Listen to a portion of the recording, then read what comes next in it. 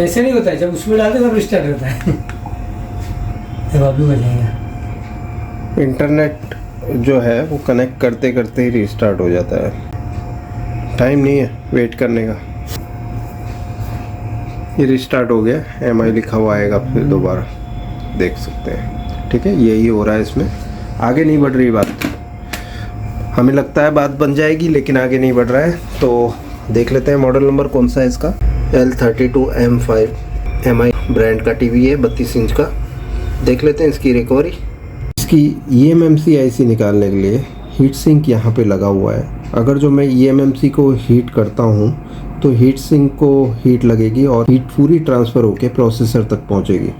तो यहाँ पे अभी हमें हीट सिंक निकालना है, लेकिन ये आप देख सकते हैं बिना रिवेट वाला है, मतलब इसको सोल्डरिंग किया हुआ नहीं है, इसके अंदर चिपकाया हुआ है। तो इसे निकालने की भी टेक्निक इसी वीडियो में बता रहा हूँ। अभी हम थिनर स्प्रे करेंगे इसमें।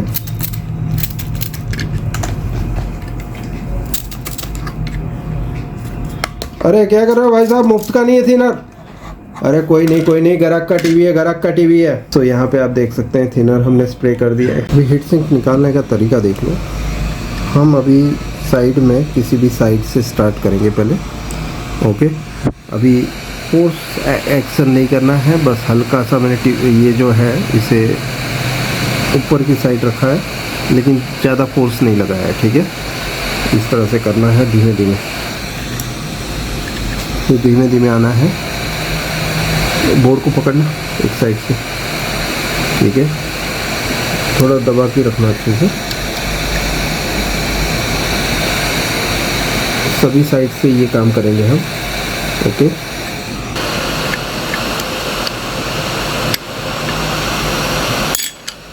ओके, आप देख सकते हैं आराम से निकल गया। यहाँ पे हम जो अभी IC से डील कर रहे हैं वो है SK हाइनिक्स की, ये सैनडिस्क कंपनी की ही है। सो ये IC में ज़्यादा प्रॉब्लम्स रहती है।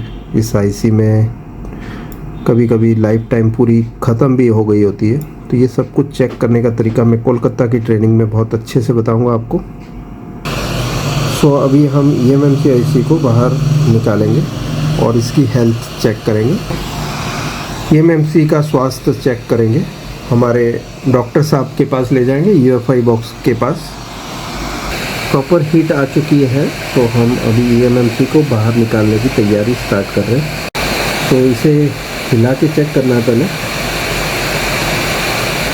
जैसे ही हिलने लगे ठीक कर लेनी है IC को।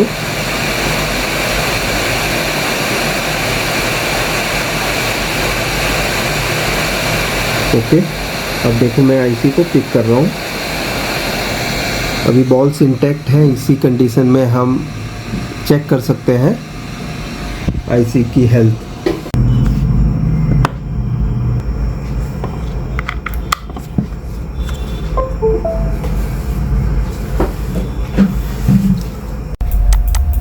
ये अच्छा है, नहीं कैमरा पकड़ने की जरूरत नहीं, रिजल्ट भी क्लियर आएगा।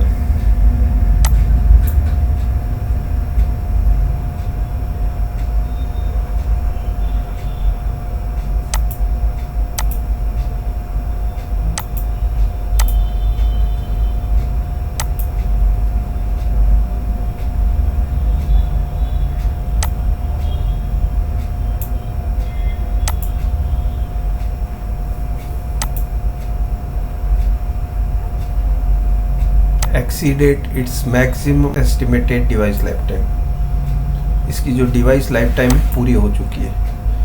SLC ओके है, तो हमें IC चेंज करनी पड़ेगी, तो हम IC चेंज कर रहे हैं।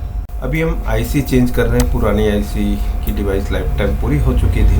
दूसरी SK हाइनिक्स मैंने लगाई है, चेक कर लेते हैं पहले इसकी साइज़ क्या है। साइज़ तो मैच कर रही है। अभी हम देख लेते हैं इसकी हेल्थ रिपोर्ट क्या है।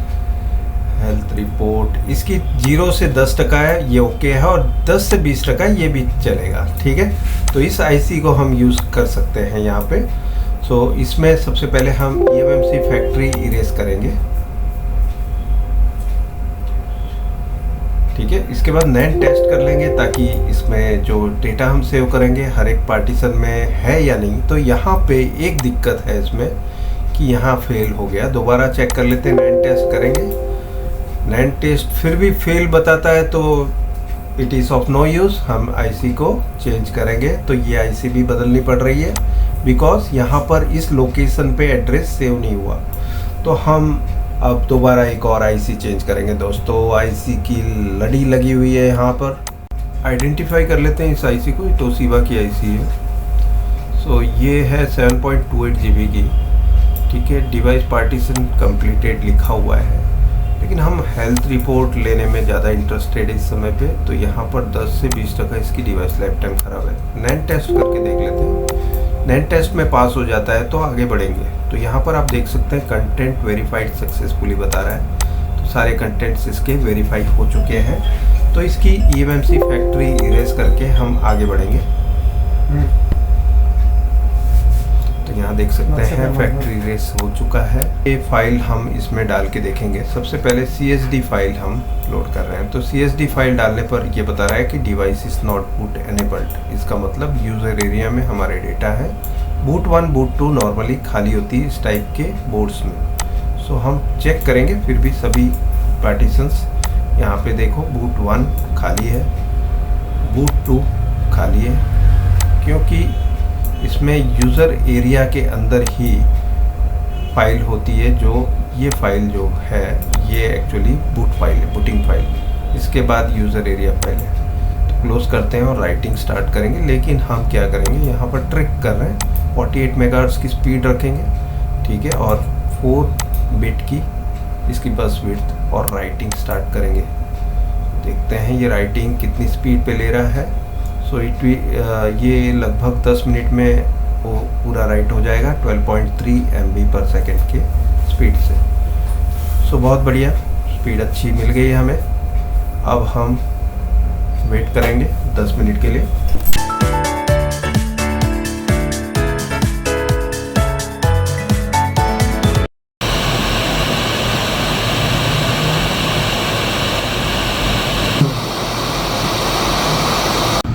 सो अभी हम VCC-Q चेक कर लेते हैं। यहाँ पर VCC-Q और VCC दोनों की ओके है रीडिंग। यहाँ पे eMMC डेटा 0 चेक कर रहे हैं, ओके है। इसके बाद हम चेक कर लेंगे इसकी कमांड पिन CMD पॉइंट देख रहे हैं, ओके है। अभी हम क्लॉक देख लेते हैं यहाँ पर, ठीक है। तो ये ओके है।